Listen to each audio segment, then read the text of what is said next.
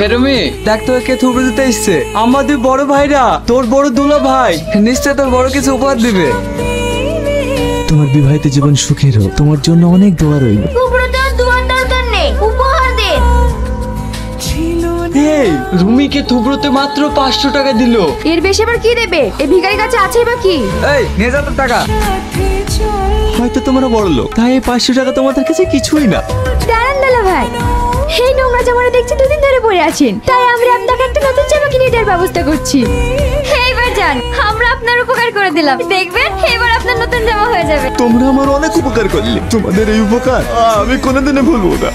সালমা, হ্যাঁ বলো, তোমার এই অবস্থা হলো কি করে?